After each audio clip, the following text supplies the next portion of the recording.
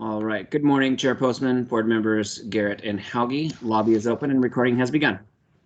Good morning, everybody. We will call to order the board caucus meeting for Tuesday, October 19th, 2021. I'm David Postman. With me is board member Russell Hauge and board member Ollie Garrett.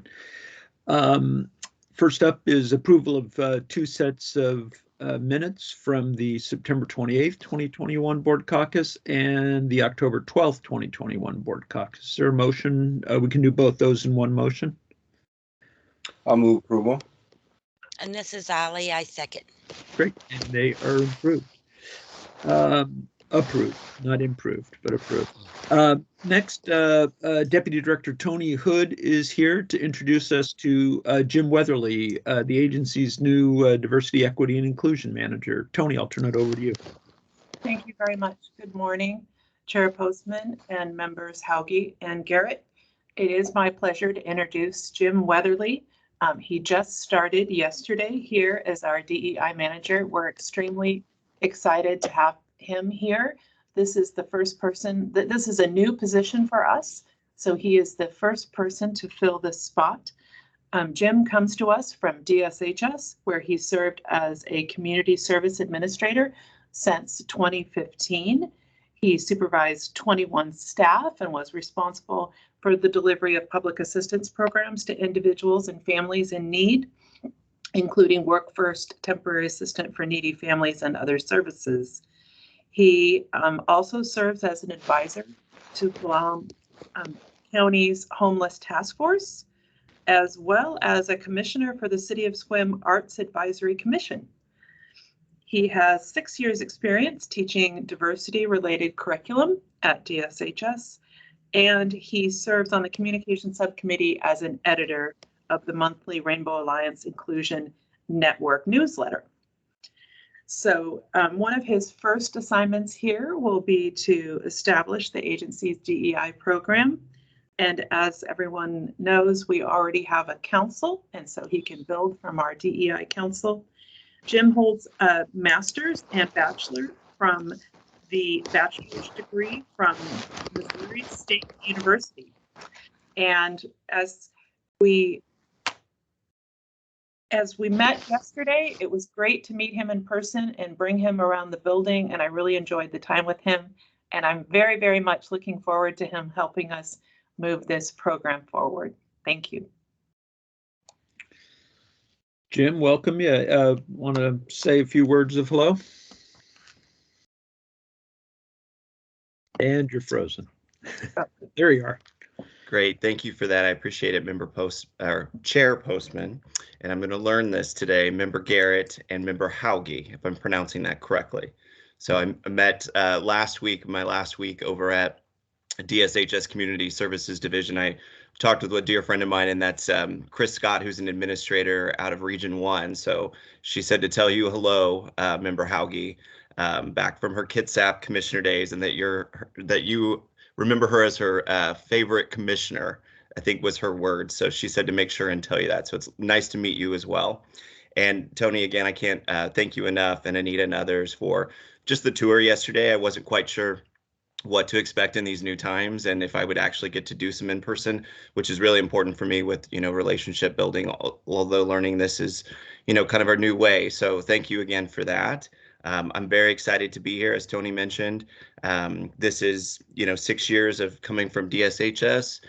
Prior to that, was working with one of our area tribes here in Clallam and Jefferson County, which was the same service area that I was responsible for supporting over at DSHS. So the tribal presence was always near and dear as well, getting to work alongside of 7 area tribes. Very important for our unique part of the geography of Washington State.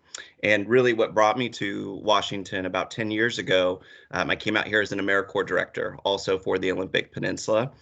So that's the move that prompted me to come out from Missouri. Most of my family, if not all, are still back in the Midwest, but Washington is home. My husband and I, we live here in Dungeness, just a little bit north of Sequim, and that's been home for a little over 8 years. And so this remote work is a new challenge that I'm looking forward to. And in terms of, previous experience and being a part of this, I really just am looking forward to spending some time getting to know everybody that's a part of this group, just really spending some time listening. Anita provided me and Tony as well with quite a bit of background information yesterday from as far back, I think, as 2014, maybe 15. So it's nice to see the timeline on this work. And other than that, I'm here at your beck and call. I'm really excited about this and very open to the needs of the Liquor and Cannabis Board moving forward. And I see Director Brady on the call too. I just wanted to say thank you to her. She had reached out for a virtual coffee a couple weeks ago and also was part of the welcome here, and really appreciate that. Otherwise, I'm open to any questions that you may have. Great. Well, welcome. We're really excited to have you here. It's as Tony said, the first time we've ever had this position. It's super important. And one of the things I want to thank Anita and Tony and Rick for recognizing the importance of the position and putting it in the director's office. This is a position that we're going to really look at to play a role in everything that we do at the LCB, because DEI plays a role in everything. I've been comparing it to our public health liaison. We don't have separate public health meetings. We have policy meetings, and public health sits at the table. And I really look forward to having you at those meetings, Jim, to remind us of the importance and steer us when we get off course, and help keep the focus on the important work we need to do, both for our employees, our stakeholders, customers of licensees, et cetera, et cetera. It's very important. So really great to have you on board. It is a little strange starting remotely. Tony and I both have done that. We only know this world in this fashion. So it's just odd, is all I can tell you. And I've found people very welcoming, from this, this much of them very welcoming. And then every once in a while I get to see them in person, and you find out who's really tall and who's not. But those in-person meetings have been very few and far between for me. I look forward to that day someday when we're all hanging around again. But with that, welcome, and reach out to any of us anytime you'd like. We look forward to really open and frequent communication with you. So just really great to have you aboard. Ollie, you're muted, I think. Sorry. Can you hear me now? I can, yes. Okay, this is Ollie, and I was part of the interview panel, so I've had a chance to speak with Jim on the interview process. And as you know, we took this role very seriously, to the point we went out for a second round of interviews to land on not just a check the box person, but making sure that we were getting the ideal candidate. And one of the things, I know we talked about the internal process, but during the interview, I also covered with Jim the importance of the external and the meeting with the community, being part of the community, listening to the community, and helping us with that outreach effort. So we talked about that on the interview process, during the interview process. But welcome, and it was a long, I think this took us, what, Tony, 3 months of interviews to land on a candidate. So welcome, Jim. Thank you, Member Garrett. And I was tracking that all along, so I know how long that position was open. I just missed it the first round, so I appreciate the opportunity to be here. It's nice to see you again, too. Good. Okay. Well, with that, thank you. Unless there's anything else from anybody? No? Well, sorry, Member Hauge, were you about to say something? Well, if Jim, if Chris thinks you're okay, you're okay. And I'm looking forward to working with you. Like David says, it's tough times now, just looking at people in 2 dimensions and from the neck up. But there'll be times when you can come, and we're going to get there, I'm sure. And I look forward to working with you every day. Thanks. Likewise, and I'll tell her you said that. That's great. Okay, well, thank you both, Tony and Jim, and looking forward to getting down to the real work. So we'll be seeing you soon, I'm sure. All right. And with that, we'll actually move to our last item of the agenda, which is board member and executive assistant reports. I will let you know we're going to have an alcohol advisory council meeting on the 1st of December at 1:30. The invites went out to the council, I believe, already. And just as a note, we've asked members of the council to send us their items for an agenda if they have anything or other thoughts they have. And we're really hoping to have a open and robust conversation about the council itself. What do we want that to look like? What does the future look like? And the three board members here have not had the chance to talk about this amongst ourselves at all, but I know individually, what do we do with all the other, not all, with other councils as well, and what is most efficient for the members of these councils who we ask to serve? Where does the agency get the input we need?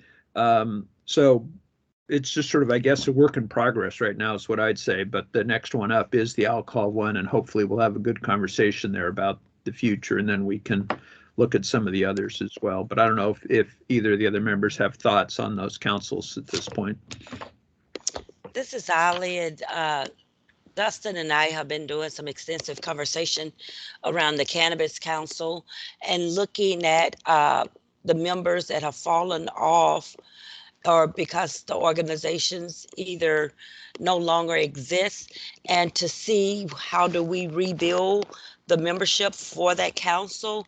And one of the things that I was landed on is right now, while everyone is all part of the social equity task force calls and all of those different licensing segments of the social equity, that I was going to kind of keep an eye on those conversations and to see the right timing of now pulling people from one thing to another to have a cannabis advisory meeting. So we are still working on what that's going to look like and what the membership of the Cannabis Advisory Council is going to look like. But we are working on that. And if I could mention about the Tribal Advisory Council, before Chris Thompson took over that responsibility, the person formerly working with it and me, Brett and I drafted up a proposal to restructure what we had called the Tribal Advisory Council. And we had these discussions. I think Holly recalls this. Essentially, what we decided is that who is advising who is one of the big questions about the advisory council. And what we've attempted to do with the design that we've floated right now is to create more equality between the tribes as separate governments and the agency. We want to create a system or an entity where the chair is shared by both entities. Both entities have the ability to call meetings because, we're not in position to determine what the issues are that are facing all of the tribes that we serve. So there's a lot of work to do there, but I think that we're on the right track. I have been comfortable with where the communication was with the tribes and the agency. However, there's been a lot of changes, and with COVID, I think we're really kind of looking at a clean sheet of paper, and I think that's an opportunity that we can, at the end of the day, we'll have a better relationship. Yeah. Okay. I think that's great. I think we all should look at that clean slate at this point.